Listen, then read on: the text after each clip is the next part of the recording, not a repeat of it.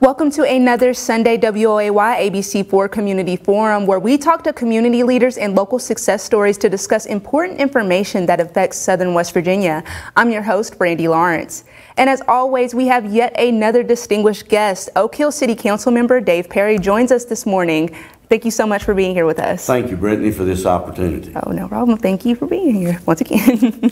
So, just to get started, let's see where we're going to start, because you gave me a full agenda. Let me tell you a little bit about myself, although you've done an introduction, for credibility purposes. As you said, I'm presently a member of the Oak Hill City Council. Prior to that, I had served as president of the West Virginia Board of Education, State Board of Education, and prior to that, I had spent 16 years in the West Virginia legislature, and of course, during that tenure, I was an educational administrator in Fayette County for 36 years. So a lot of that has given me a lot of insight and experience. Not that I know everything, but for your audience, a little bit of credibility maybe, Brittany. Definitely, yep. And how long have you been in Oak Hill? We won't go there, but I've spent my lifetime in Oak Hill. Your lifetime in Oak Hill. So you're great for the council. And that's a lot what we're going to talk about today, is what's going on in Oak Hill. So as to start off, we're going to talk about the BB&T drive-through. Yes, okay. Well, as you know, and everyone knows, we now own the main BB&T building for the municipal building. But since then, we have learned that the Truist now has considered and plans to close the drive-through in town. So with that knowledge, it's our intent to approach them and ask that they donate or get a modest price for that the city would buy to use to the future as a sanitation office facility, which would allow more service, better service, quicker service with the drive-through. So that will add to some of the vision that we as a council have for the city of Oak Hill. Yeah, definitely, and help people, get their bills paid. Absolutely, yes, more efficient, more accessible. Yes, obviously. And then we're on to structure ordinances. So can you tell me a little bit about that and what's going on in Oak Hill there? Yes, we have what's called Streetscape, which is a redesign of the city of Oak Hill in terms of facelifting and so forth. Part of that, though, is we're concerned about a lot of the buildings and structures that are unsafe or unpresentable or aren't attractive. So we're looking at our ordinance, to strengthen it and put more teeth in it to allow us to do a better job policing that. With that said, though, and none of this has been acted on in the council yet, we're going to suggest or make a motion to hire a full-time structure inspection person who will oversee those as well as grass cutting areas within the city, which will allow more enforcement of the code. Awesome. Wonderful. And about the welcome sign on Appalachian Drive, how does that play into the ordinance at all, or is that something completely? That again is part of a beautification vision of this council and this city manager. When you come from Fayetteville along 19, you see nothing that identifies Oak Hill. When you're going north on 19 at what we know as Greentown exit, there's nothing that identifies Oak Hill. So we had a subcommittee formed. Judy Lively and Mike Lively kind of chair that, who have come up with a design, and they have a north location, which would be at Greentown, where we own property, and then coming south, we have none. So we've been in discussion with Casey Bowling to deed to the city a portion of a 20 by 30 foot area to create a welcome sign, so as to identify Oak Hill and give a warm, fuzzy feeling for people who might stop off and buy a hot dog or stop at Cafeteria 110. And part of that would be we accept the property in exchange for, at no cost to the city, in exchange for adopting or taking into the city a portion of a road out there at Fayette Square that needs maintained and more passable. As well, he has offered another strip of property which would allow us to either sell or lease to put a marquee or a sign on identifying businesses that are coming new to that area next to the Comfort Inn. Again, with certain quid pro or requirements. Of course, first we want to be sure that drainage and DEP won't affect the creek below. So all of these receiving by the city will be conditioned on other things. Oh, wow. And it looks like all these, beautification and the ordinances and things, this will also help you with the business incentives that you had, attracting more businesses to the area, because, they want to be a part of that. Absolutely, and you're spot on. That's intent. And of course, as you are aware, the last council, we had a first reading on an ordinance that would allow new businesses a 50% reduction in their B&O tax. And of course, the second was to allow existing businesses the same courtesy. However, I suspect that that's going to need a little bit more work prior to final adoption. And again, you're hearing what may be a play of the January 9th council meeting. Awesome. Well, we're hearing it here first. And you definitely are getting it first.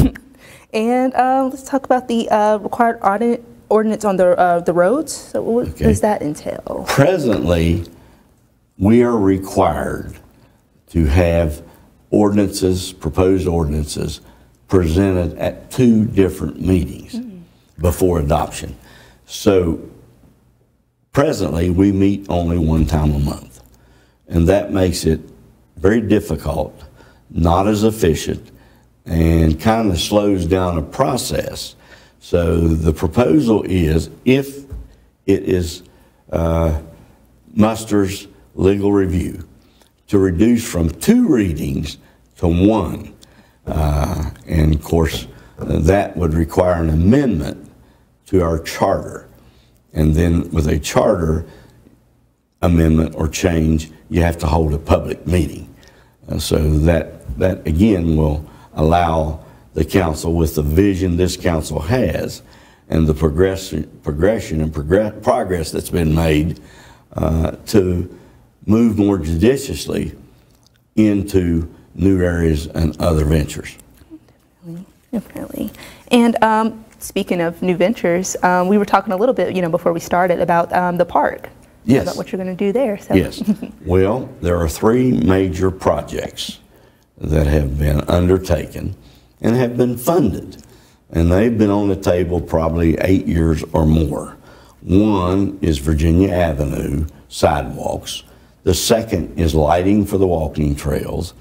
And third is a major renovation, restructure of the Oak Hill City Park, which would provide for a splash court, a skateboard park, a full basketball court, and 3 diamond-ringed Little League fields, which would have an announcer's booth and storage in the middle that you see in the large cities.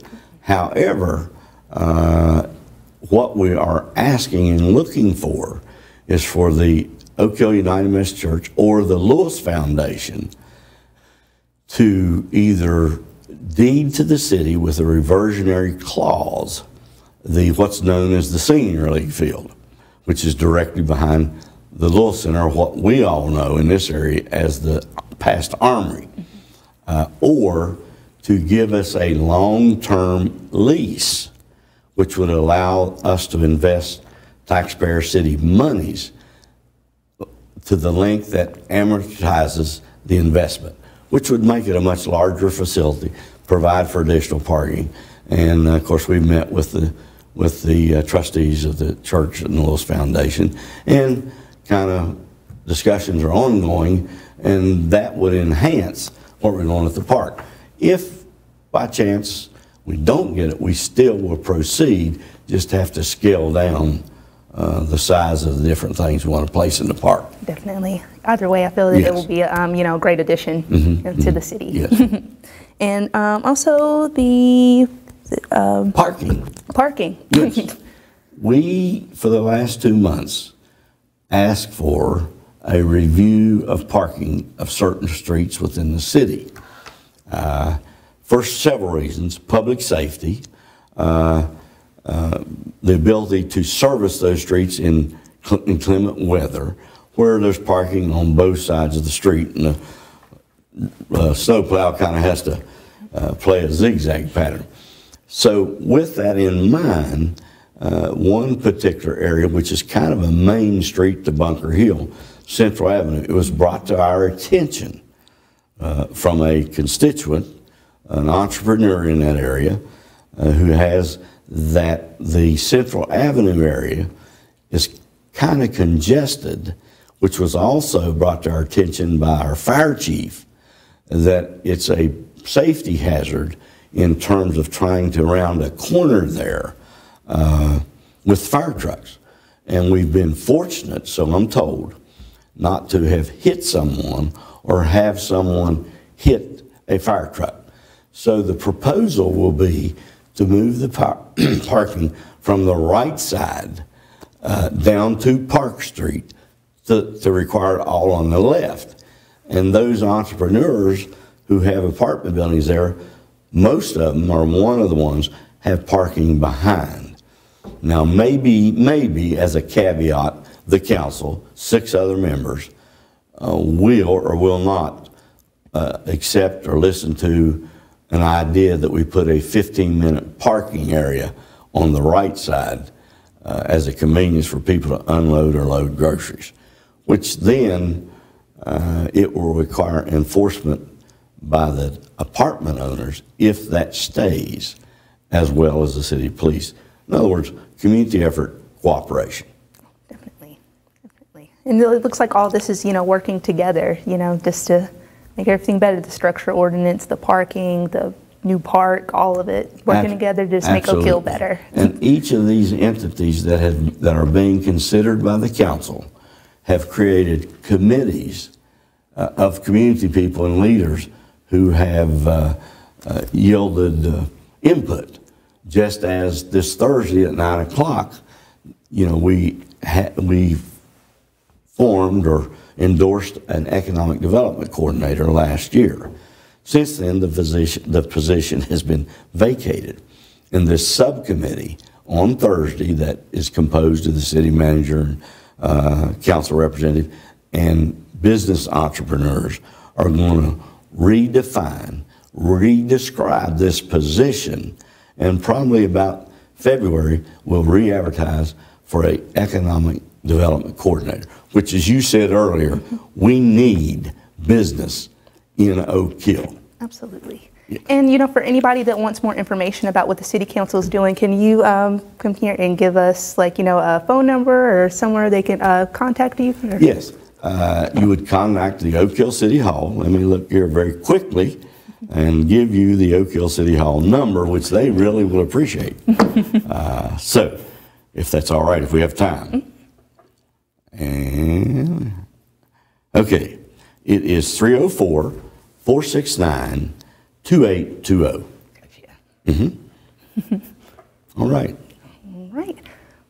Well, we going on to our first break. Please come back and see us with Dave Perry, talking more about Oak Hill and the City Council.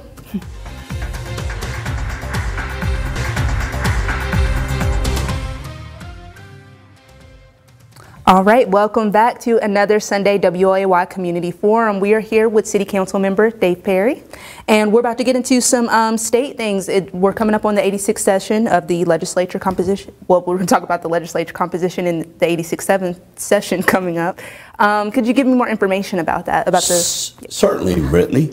As you said, this will be the 86th session, and of course the composition of the legislature, both the House and Senate, has changed quite significantly.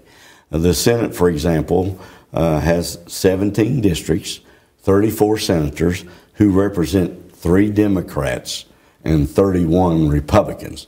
So that's quite a difference in who has not only the majority, but a super majority.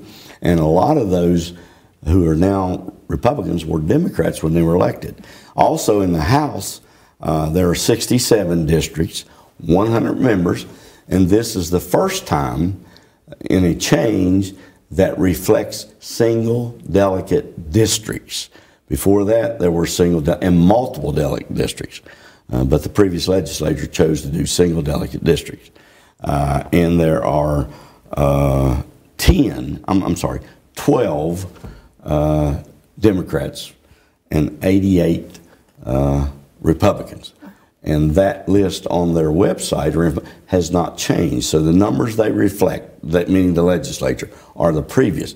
So those numbers I've given you will be the 86th session and will be updated Sunday after all of those persons are sworn in. Wow.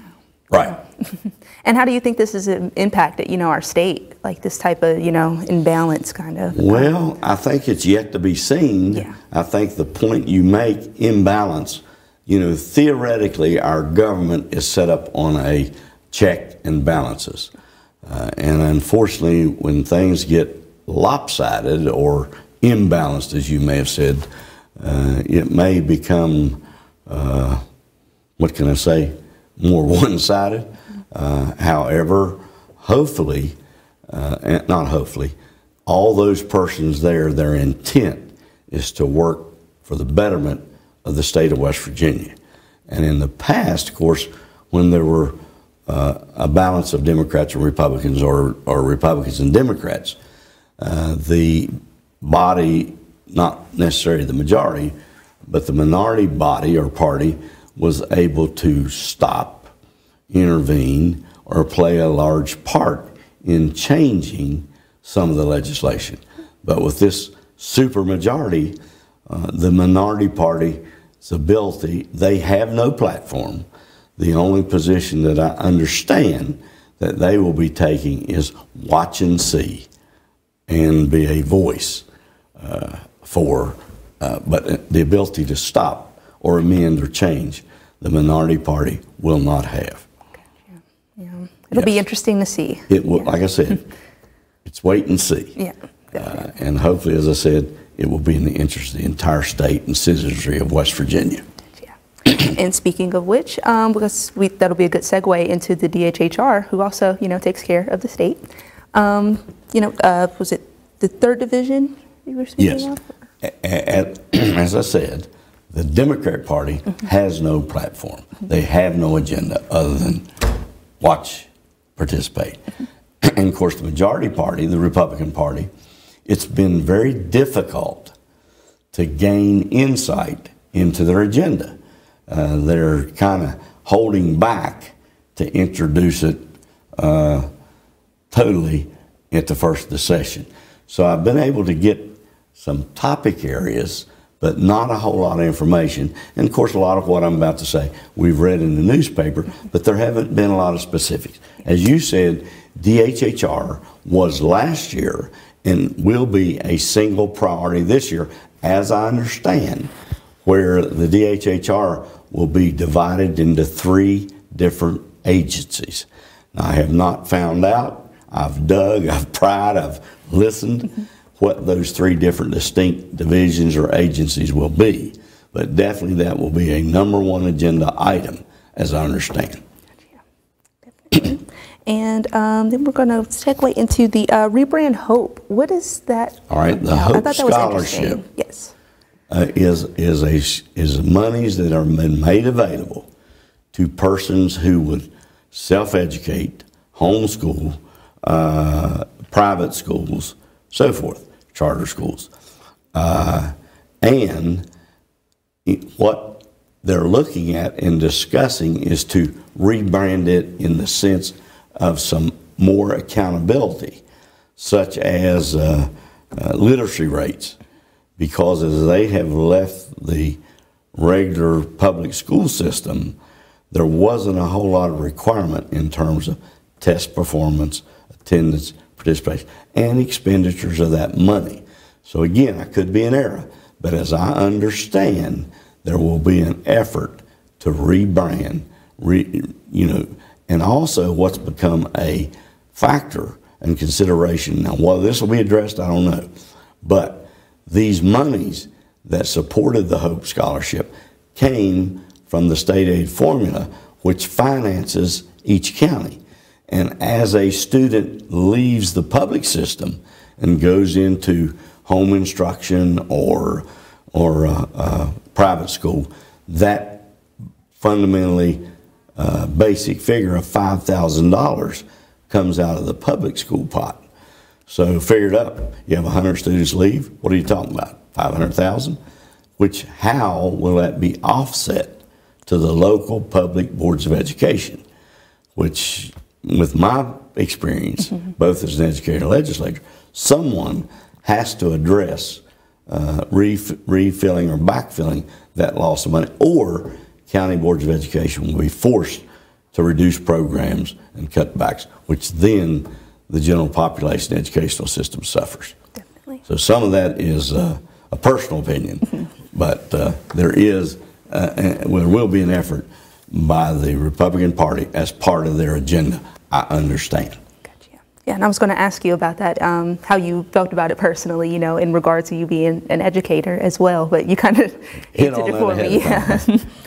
And then we're going to get into unemployment. Where do you see that going? I mean, or state-wise, I know that we've kind of been fluctuating back and forth, especially with the pandemic. So do you see any trends there? Well, it's my understanding, again, what bit I can pick up and ask and check and get tiny information on.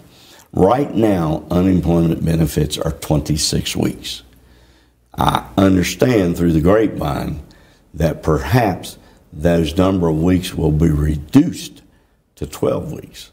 And part of the rationale and philosophy behind that is that we've got a shortage of workers.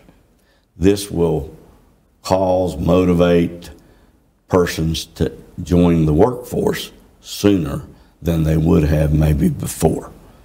So that, that obviously has a plus and a minus in terms of families and incomes and inflation.